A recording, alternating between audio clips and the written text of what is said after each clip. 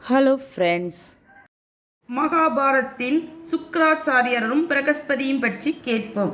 தேவர்களின் குரு பிரகஸ்பதி ஆவான். அசுரர்களின் குரு சுக்ராச்சாரியார் ஆவார். அந்த காலத்தில் தேவர்களுக்கும் அசுரர்களுக்கும் அடிக்கடி சண்டை நடந்து வந்தது. பிரகஸ்பதிக்கு இல்லாத ஒரு சக்தி சுக்ராச்சாரியாருக்கு இருந்தது. அதாவது இறந்தவர்களை மீண்டும் உயிர் பிழைக்க வைக்கக்கூடிய சஞ்சீவினி மந்திரத்தை சுக்ராச்சாரியார் நன்கு அறிந்திருந்தார். ஆகவே போரில் மரணம் அடையும் அசுரர்களை சுக்ராச்சாரியார் தனது சஞ்சீவினி மந்திரம் மூலம் உயிர் பிழைக்க வைத்தார். சுக்ராச்சாரியரின் சஞ்சீவினி மந்திரத்தால் அசுரர்களின் பலம் அதிகரித்தது. ஆகவே இந்த சஞ்சீவினி மந்திரத்தை தேவர்களும் கற்றுக்கொள்ள நினைத்தனர். அதற்காக பிரகஸ்பதியின் மகன் கசன் என்பவனை சுக்ராச்சாரியிடம் அனுப்ப முடிவு செய்தனர். பிறகு இது பற்றி தேவர்கள் கசனிடம் கூறினார்கள்.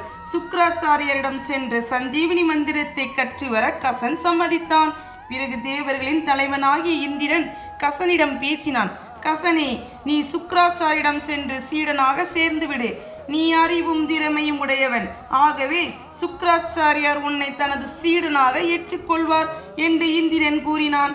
அதன் பிறகு கசன் தனது தந்தை பிரகஸ்பதியிடமும் இந்திரனிடமும் விடை பெற்று கொண்டு சுக்ராச்சாரியரை சந்திக்க சென்றான்.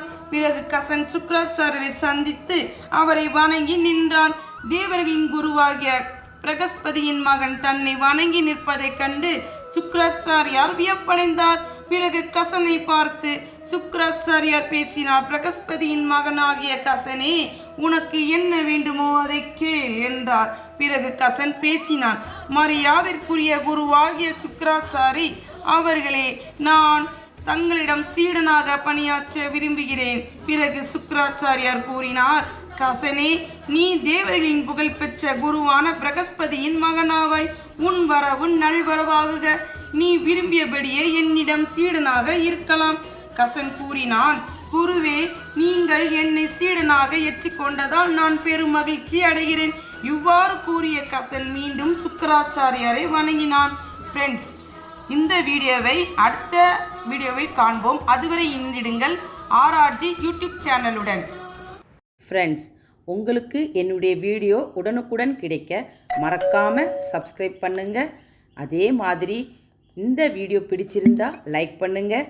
மனசில் என்ன தோணுதோ அதை கமெண்ட் பண்ணுங்கள். மறக்காமல் உங்கள் ஃப்ரெண்ட்ஸுக்கு இதை ஷேர் பண்ணுங்கள்.